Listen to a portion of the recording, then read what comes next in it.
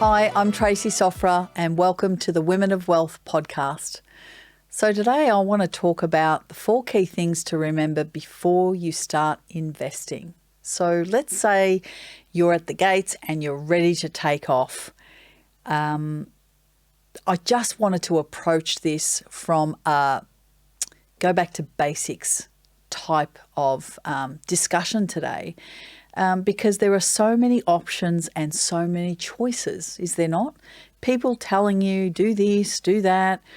Here's the best way to create wealth, right? We're hearing it all of the time.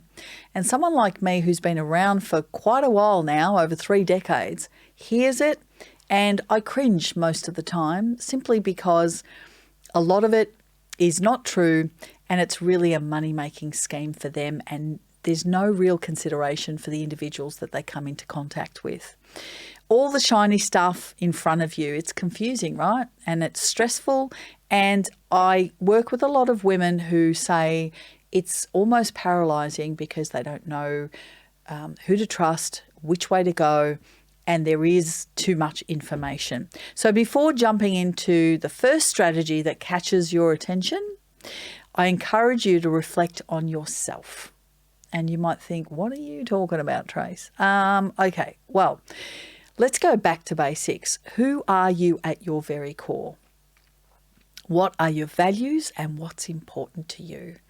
These are the exercises that we go through in my Empower program. And these are at times very uncomfortable to confront. I've been told that they are confronting, that most of my beautiful members have had to sit with it for quite a while. But the reason I talk about this is because if you do know who you are at your very core, what is important to you, you will not just go off on tangents with all the shiny stuff. And the shiny stuff is what I mean by that is, all the get-rich-quick schemes, everything that's on social media telling you that, we've got it covered, you can do it in about 2 minutes, and there's no long-term strategy, and, you don't have to risk anything, and it's all guaranteed, and nothing could be further from the truth, because the basics will always be the basics in foundational knowledge when we talk about investing. So the only way to combat that and the only way to protect yourself is to come back into yourself and touch base with that person. Who is it? What is important to you? And therefore, you're able to make better decisions about your next steps forward, because you're not going to just jump on the next bandwagon, right?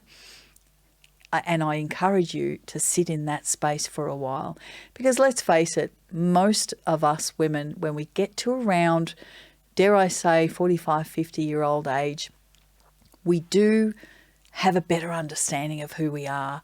We've lived a life to that certain point. We've raised families.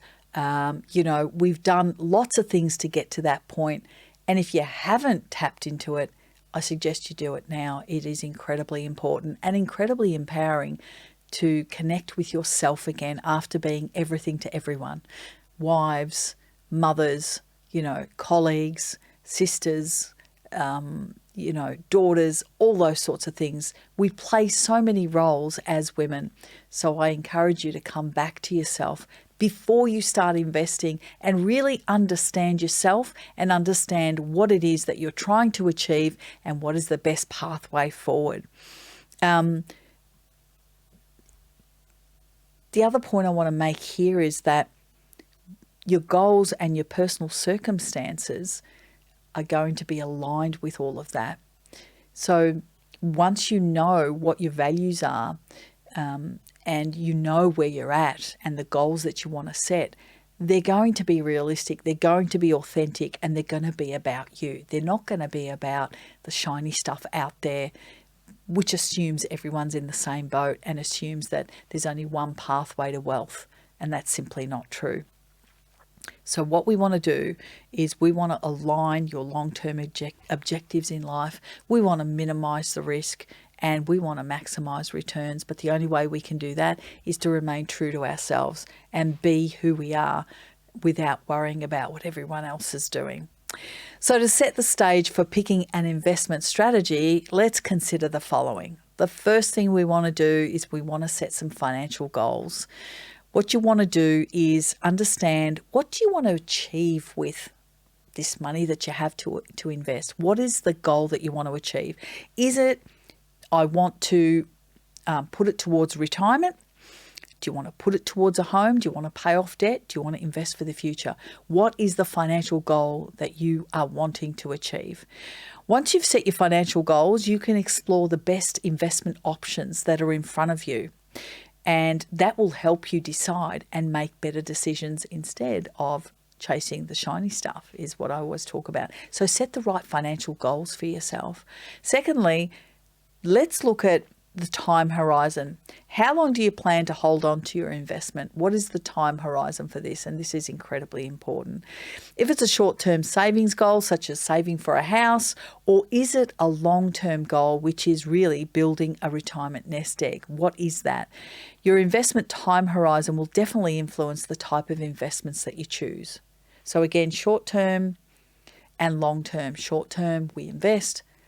Long-term, we invest. Short-term, we park money and make sure that we're getting the highest rate of return we can, simply because by parking money, we're not exposing the capital to any risk, and we're just trying to make the most of that lump sum that we can. So you've got to then outline your time horizon. Next thing you want to be looking at is understanding your risk tolerance. What does that mean? So risk is an interesting word, by the way, and it usually is misunderstood. People think that direct shares, any kind of share is risky. Sure, short term, yes. Long term, no. Cash is risky as well. And you might say, what are you talking about? Cash is risky over the long term because it doesn't keep up with inflation. So if you let me give you an example. If you put 20 grand cash under in your bank account, or under your bed, as I say, in 20 years time, that's going to be worth less than 20 grand without a doubt. But if you take that, so that's long term. Short term, it's fine, but long term, it's not. If you take 20 grand and you put it into shares, over the long term, that's going to be worth 40, 60, what have you, depending on how you've invested that. So risk is relative to what the context within which we're talking.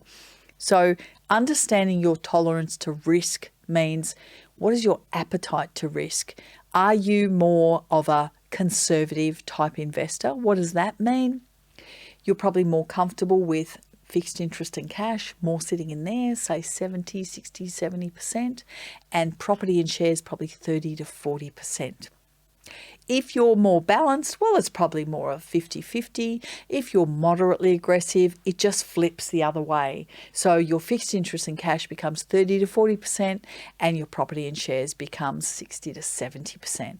Understanding that and making financial decisions based on that is not only going to help you sleep well at night, it's going to help you remain true to yourself, and it's going to help the journey of investing to become a lot more enjoyable, rather than it being, oh my God, I can't sleep at night. If it becomes too stressful where you're worried all the time, it's not the right investment strategy for you. You need to peg back a little bit. There's no right or wrong. There simply is what you're prepared to tolerate in terms of risk. And again, risk is relative to the time frame within which we're talking. So understanding how risk averse you are and your tolerance to risk can help you choose the right investment strategy for your needs.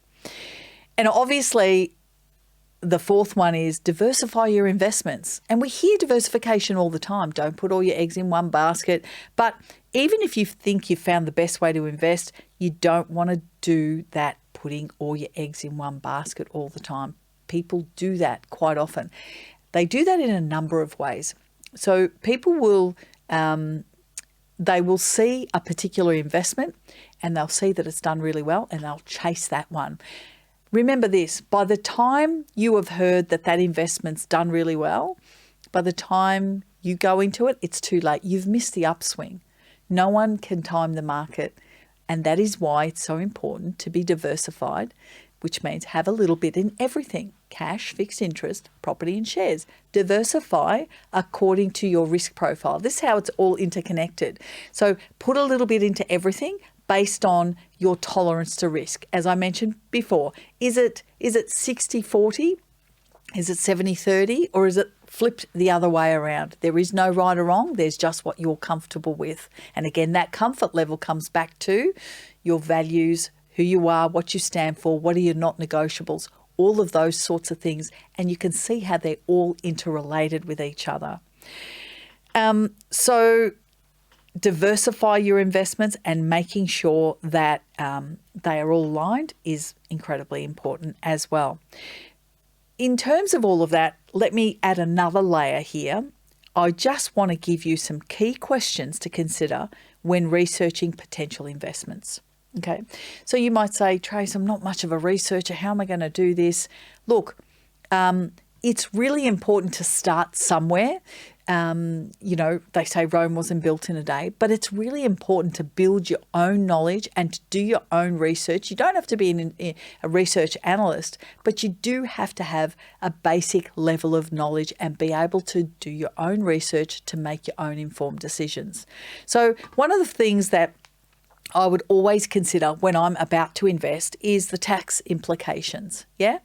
So for example, take the time to consider if there is any capital gains tax applicable to the investment you're about to make or any other taxes on your investment returns. For example, if you are a high income earner and you're going to invest in ETFs or managed funds, the returns on those investments are definitely going to impact your taxable income, because if you're already in a high income tax bracket, anything you earn over and above that will be taxed at the higher rate. So have a look at investments which, for example, investment bonds, they are actually taxed inside the product, so you don't have to declare that income in your income tax return. So investment bonds are taxed internally at 30%. So that's one strategy you could look at.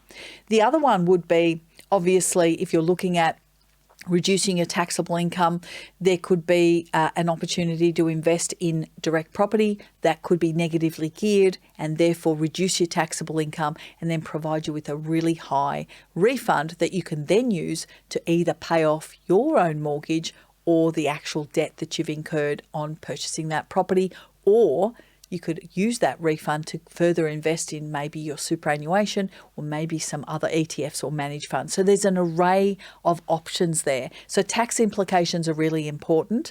And one thing I will mention with capital gains tax that everyone seems to worry about, and I'll explain it in this way.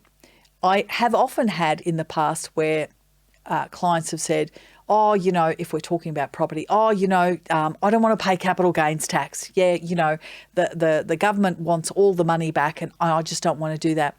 My question always comes back to this.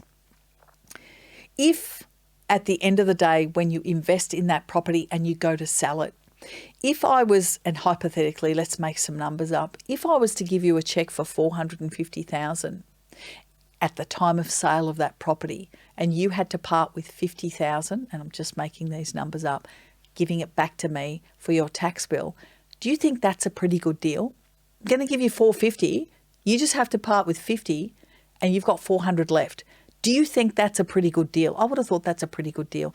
That's capital gains tax on the sale of a property. So don't let that capital gains tax put you off from investing in one of the most powerful investment vehicles that can double in 7 to 10 years' time and literally change the end result of your retirement.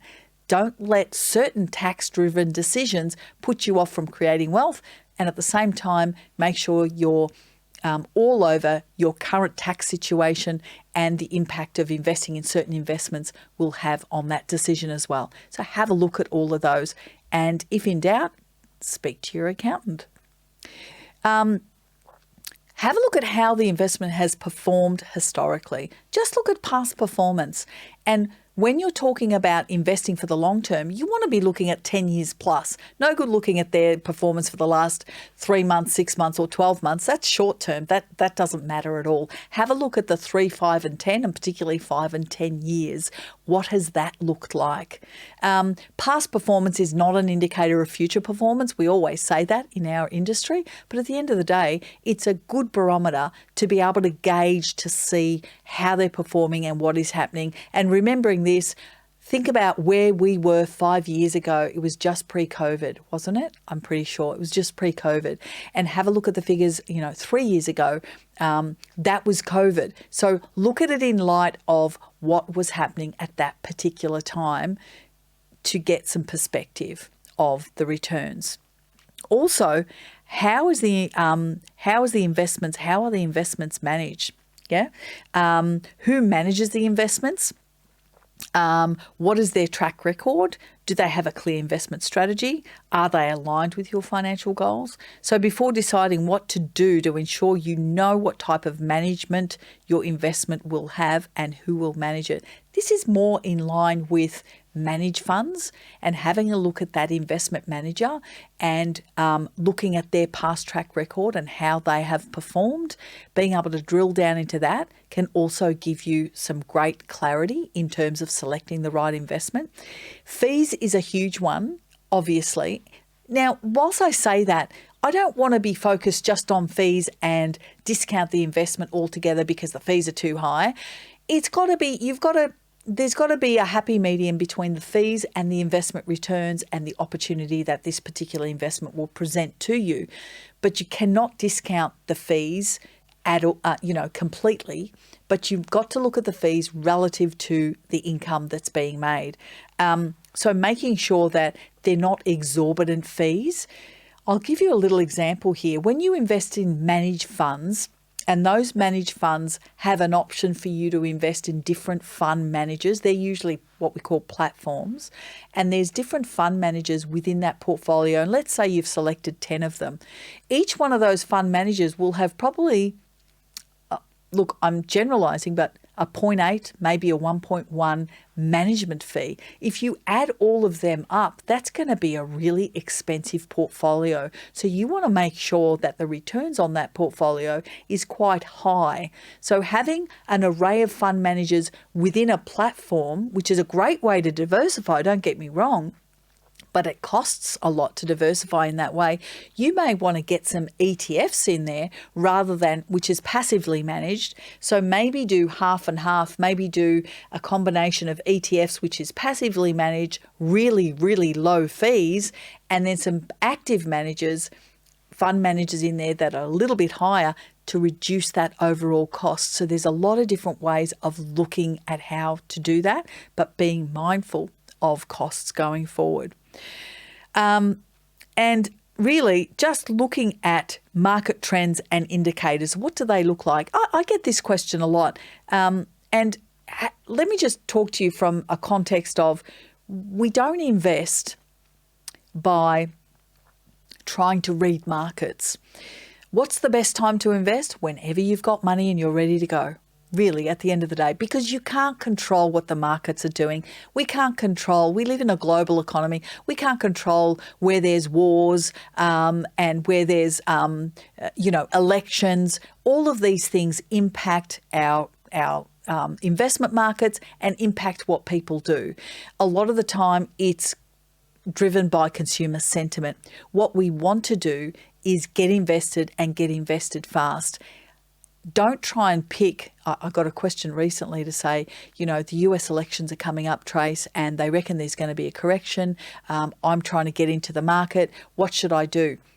How long's a piece of string? I don't know. The crystal ball's broken. At the end of the day, buy, but continue to add to that investment. Stick to tried and true investments. Don't reinvent the wheel. Keep it simple. Follow the basic foundational knowledge of everything that I talk about in this podcast. Make sure you're diversifying. Make sure you're adding to it, dollar cost averaging. Make sure that you're keeping an eye on your investments. Get invested as quick as you can and keep adding to it. when you keep adding to your investment, irrespective of what the market does and irrespective of whether there is a correction coming up, if you're still investing during that correction, your money is going to buy more units because the correction means that the value's dropped. It means the sale is on, right? So what do we do when there's a sale on, girls? We buy more. But this time we're not buying more shoes, we're actually investing more, okay? So that's how you combat what actually happens in the economy, in the markets, and globally overall. That is how we combat that. And that is how we reduce overall risk, by diversifying and adding to the investment. And it's pretty much that sort of simple. So that's it really in terms of thinking about, where I started here, talking about key things to remember before you start investing. Start with yourself. Don't forget to connect back with yourself and make sure you're asking the right questions. Don't follow the shiny stuff. Set your financial goals. Outline your time horizon. Understand your risk tolerance and diversify your investments. Pretty basic foundational knowledge when it comes to investing. Stuff you have heard before, but I'm hoping I've been able to create some more context around that. And then making sure that you're asking these key questions before you invest. Tax implications, how have the investments performed, looking at past performance, looking at how they're managed, looking at their fees, and not worrying too much about what's ahead, but getting invested and getting invested fast. So make sure you subscribe to our podcast on your favourite podcast platform and simply subscribe there. Thank you for joining me, and I look forward to sharing more with you over the series.